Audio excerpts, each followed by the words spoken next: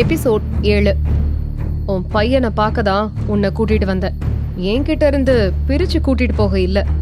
தன் மகனை பார்க்க வருகையில் இப்படி ஒரு விஷயம் நடக்கும் என்பதை அவள் நினைத்திருக்கவே இல்லை. What to you mean? அவன் என்னோட பையன். அப்படி இருக்கிறப்போ என்கிட்ட இருந்து பிரிக்க உனக்கு எந்த ரைட்ஸும் இல்ல. இவன் உன்னோட பையன்தான், நான் இல்லன்னு சொல்லல. ஆனா லீகலா நான் அவனை தத்தெடுத்து வளர்த்துட்டு இருக்கேன். சோ நான் அவனோட அப்பா. அதனால என்கிட்ட இருந்து வஸ்திய பிரிச்சு கூட்டிட்டு போக முடியாது. அது சட்டத்துக்கு புறம்பானது. உன் பையனோட இருக்கணும்னு ஆசைப்பட்டா நீ இங்கதான் ஸ்டே பண்ணி ஆகணும். And your wish. சொல்லிவிட்டு அறையை விட்டு வெளியேறினான். இப்படி ஒரு விஷயத்தை அவள் எதிர்பார்க்கவே இல்லை. உடனே வேகமாக அவர்கள் பின்னாலேயே படிகளில் இறங்கி வந்தவள், என் பையனை என்கிட்ட இருந்து பிரிக்கிறதுனால உனக்கு என்ன லாபம்? அண்ட் என்னால எப்படி இங்க தங்க முடியும்? தொண்டை கிழிய அவள் கத்தும் போது அந்த இடத்தில் வெளிச்சத்தை பரப்பினார் தாரா.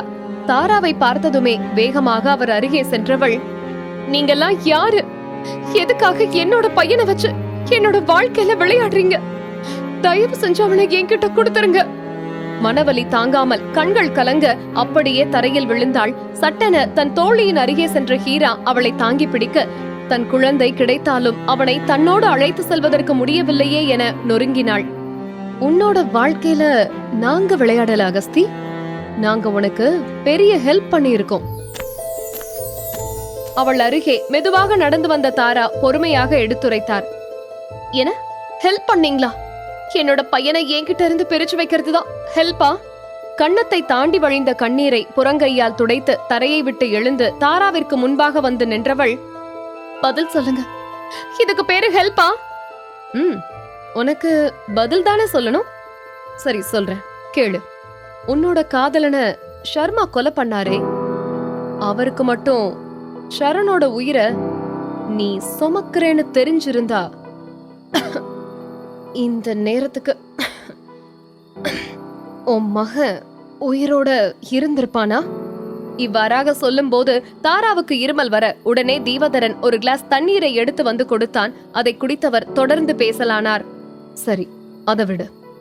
7 வருஷத்துக்கு முன்னால உனக்கு மென்டல் ஹெல்த் பிரஷர்னோ அதுக்கு ட்ரீட்மெண்ட் நியூயார்க்ல தான் பார்க்கணும்னு ஒரு டாக்டர் சொன்னாங்களே, அந்த டாக்டரை உனக்காக அப்பாயிண்ட் பண்ணது யாரு? தாரா இப்படி ஒரு கேள்வியை கேட்க அகஸ்திக்கோ பல கேள்விகள் விடையில்லாத கேள்விகளாகவே தோன்றியது. அது வந்து வார்த்தையை இழுத்தாளே தவிர அதற்கான பதில் அவளிடம் இல்லை. குழந்தைய சுமந்தாலும் உன்னோட பாஸ்ட்ல நடந்ததை நினைச்சு மென்டல் ஹெல்த் இஷ்யூவால பாதிக்கப்பட்ட, அத சாக்கா வச்சு உன்னோட ஹெல்த் ரொம்ப மோசமா இருக்குன்னு போர்ட்ரேட் பண்ணி உன்னை ஃபாரினுக்கு நான் தான் அனுப்பி வச்சேன். அதோட நீ குழந்தைய பெத்தெடுத்ததுமே நாங்க குழந்தைய தூக்கிட்டு வந்துட்டோம். அதனால மட்டும்தான் இப்போ உன்னோட மகன் உன் கண்ணு முன்னால இருக்கான் அகஸ்தி. மூச்சு விடாமல் சொல்லி முடித்தார் அவர். குழந்தைய பெத்தெடுத்த எனக்கு அவனை வளர்க்க தெரியாதா என்ன? நான் யாரு உங்களுக்கு?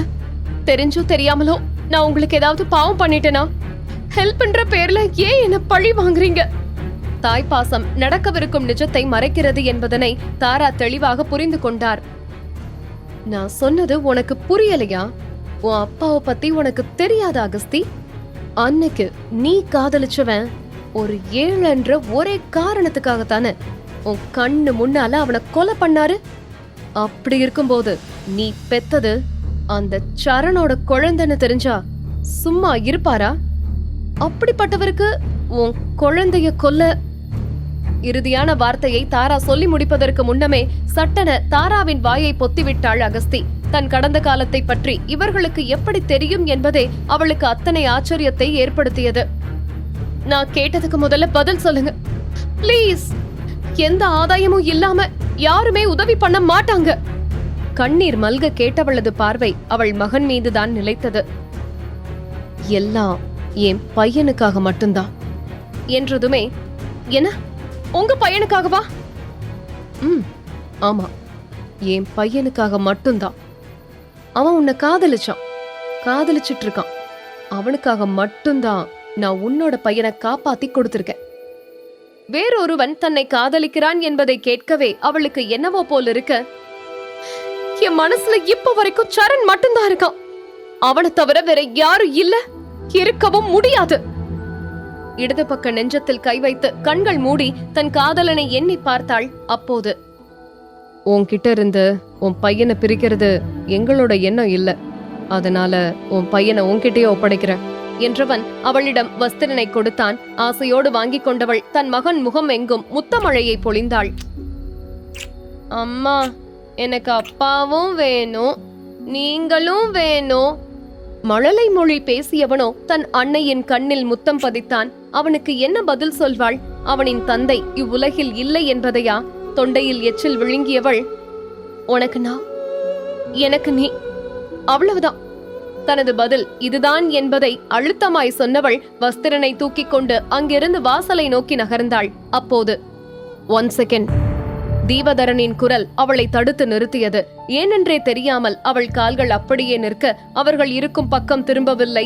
அப்போது தீவதரன் ஒரு சில பேப்பர்ஸை எடுத்து வந்து அவளுக்கு முன்பாக நீட்டினான். என்னவென்று அதை வாங்காது அப்படியே பார்த்தாள். வஸ்திரன் என்னோட பையன்றதுக்கான லீகல் பேப்பர்ஸ் இது. இவன் உன்னோட பையன் தான் நிரூபிக்க உன்கிட்ட எந்த ஆதாரமும் இல்ல. அதனால ஒரு விஷயத்த நினைவுல வச்சுக்கோ.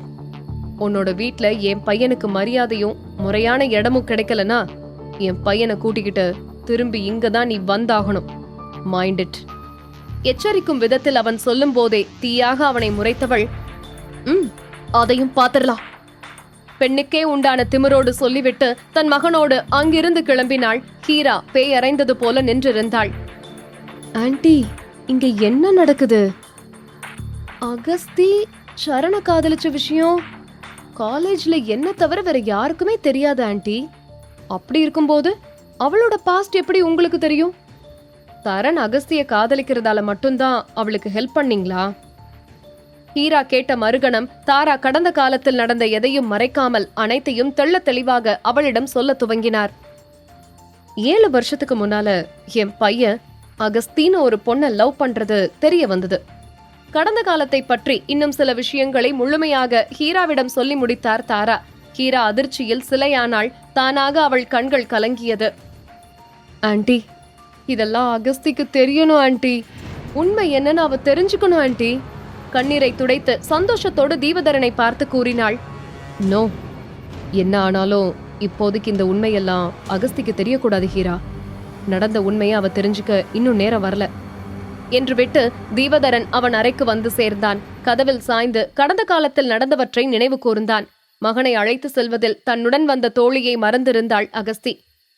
அம்மா, தாத்தா என்ன ஏத்துப்பாங்களா?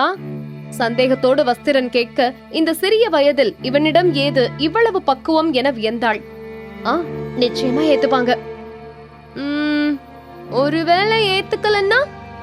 அவனின் இந்த கேள்விக்கு அவளிடம் பதில் இல்லை. இங்கு தீவதரன் தன் கபோர்டின் லாக்கரை திறந்து அதிலிருந்து ஒரு லெட்டரை எடுத்தான். 7 வருடத்திற்கு முன்பு எழுதப்பட்டது என்பதனால் அந்த காகிதத்தின் நிறம் மாறிப்போயிருக்க அதை படித்து பார்த்தவனின் விழிகளில் ஒரு சொட்டு கண்ணீர் அந்த காகிதத்தில் வந்து விழுந்தது. இந்த லெட்டர்ல இருக்கிற வார்த்தைகளை படிக்கும்போது இப்ப கூட மனசு பாரமாகுது. உன்னை விட காதல் வலிய என்னால கூட அனுபவிச்சு இருக்க முடியாதுடா. ஒன் சைட் லவ் ரொம்பவே கொடூரமானது.